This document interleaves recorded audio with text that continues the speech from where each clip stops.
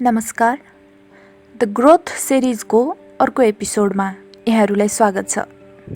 म यहाँहरूकै host Regina बस्काई। कृषि क्षेत्रको विभिन्न आयाम र गतिविधिबारे छलफल गरिने यस कार्यक्रममा आजको विषयवस्तु रहेको छ धान बाली। धान बाली नेपालको खाद्यान्न बालीमध्ये प्रमुख बाली हो, जसले एजिडिपीमा करिब 20% अंश राख्दछ। तराईको 60 मिटर उचाइदेखि हिमाली भेगको 3050 मिटर उचाइसम्म नेपालमा धान खेतीको सम्भावना रहेको छ। नेपालमा व्यावसायिक धान खेतीको इतिहास भने करिब 500 वर्ष अघिदेखि सुरु भएको हो र करिब 1700 भन्दा बढी स्थानीय जातहरू रहेका छन्। धान बालीको वर्तमान अवस्था कस्तो छ त?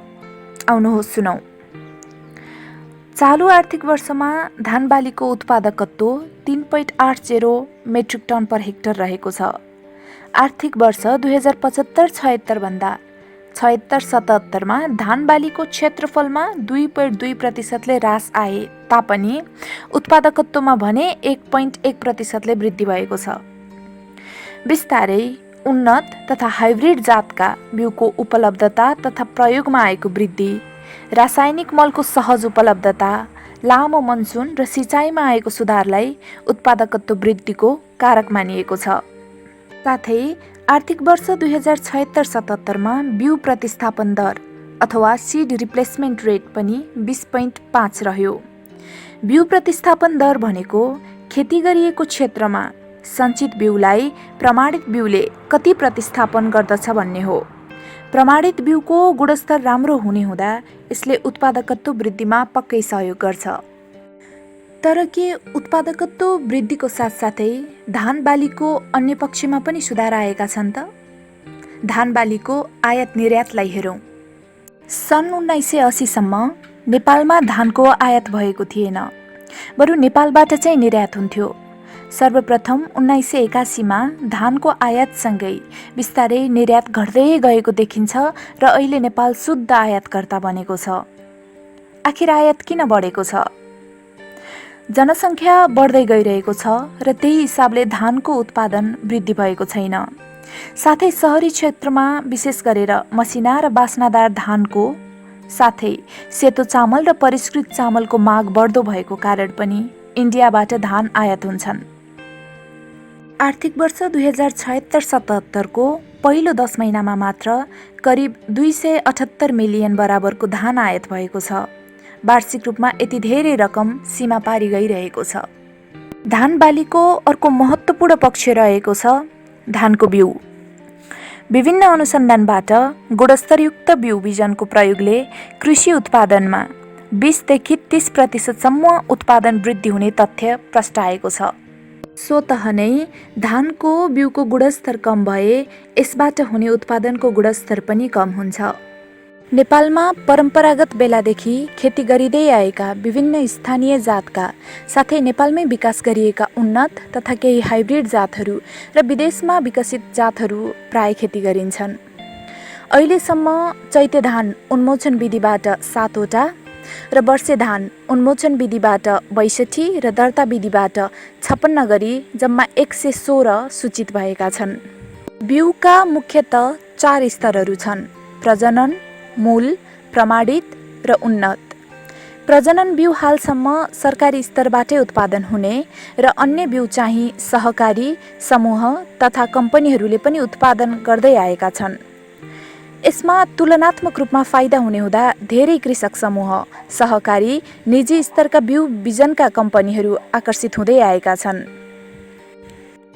निजी स्तरले सन् 2010देखि हाइब्रिड जातहरूको दर्ता थालनी गरेको हो।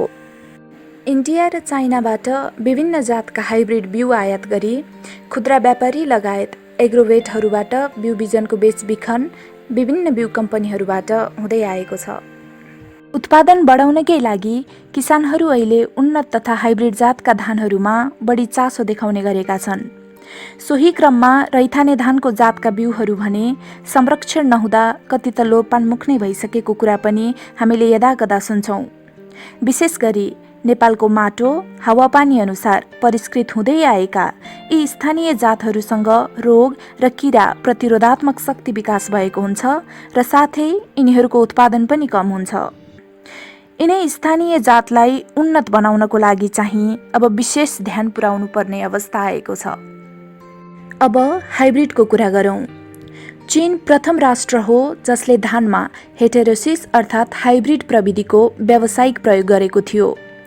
प्रोफेसर युआन लङ पिङद्वारा 1964मा हाइब्रिड धानको अनुसन्धान भएको थियो र 20 देखि 30% बढी उत्पादनको तथ्याङ्क आयो। अहिले नेपालमा पनि हाइब्रिड धानप्रतिको मोह र आकर्षण बढ्दै गइरहेको छ। भिन्न दुई जातका राम्रा गुणहरूलाई F1 अर्थात् प्रथम पुस्तामा ल्याउनु नै हाइब्रिड बनाउनु हो। स्वत हाइब्रिड जातहरूको प्रत्येक सिजनमा नयाँ बिउ किन्नु पर्दछ र सञ्चय गरेर राखेको बिउबाट राम्रो उत्पादन नहुने हुँदा यसरी प्रत्येक वर्ष ठूलो मात्रामा नेपाली रुपैयाँ बिउ आयात गर्ने निहुमा बाहिर गइरहेको छ। हाइब्रिडका केही अवांछनीय गुणहरू पनि रहेका छन्, जस्तै माटोबाट पोषण तत्त्व धेरै सोच्ने र बढी गुलियोपनको कारण धेरै लामो समयसम्म संरक्षण पनि गर्न नसकिने। हाइब्रिड धानमा कालो पोकेका समस्या पनि धेरै देखिने गरेको छ। हालै झापाका विभिन्न ठाउँमा चैते धान बालीलाई गवारो र नेक ब्लास्टले पनि त्यत्तिकै सताइरहेको छ। किसानले बिउमै उपचार नगर्दा यो समस्या आएको हुन सक्ने अनुमान गरिएको छ। किसानले परिश्रम गर्न जाने पनि कतिपय अवस्थामा प्राविधिक ज्ञानको अभावले दुःख खेर जाने गरेको छ। पुरानै पद्धतिले नयाँ उन्नत र हाइब्रिड जातको खेती गर्दा उत्पादन पनि राम्रो भएको छैन। धान बालीका विभिन्न समस्याहरूलाई हल गरी उत्पादन बढाउनको लागि समय समयमा विभिन्न नीति नियम र कार्यक्रमहरू नआएका होइनन्।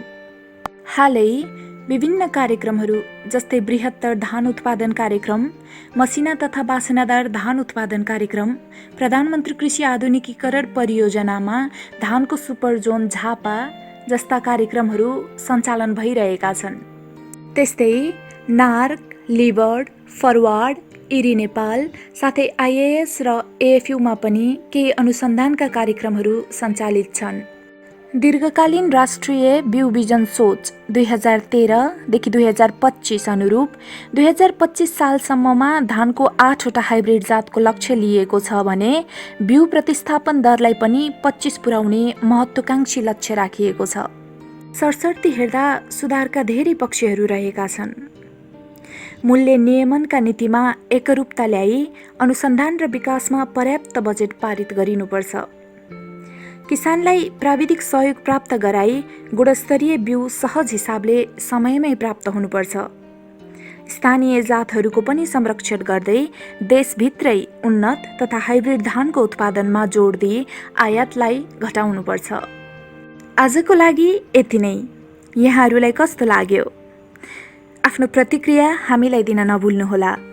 अर्को एपिसोडमा धान बालीको खेतीको प्रविधि लिएर उपस्थित हुनेछौँ। धन्यवाद।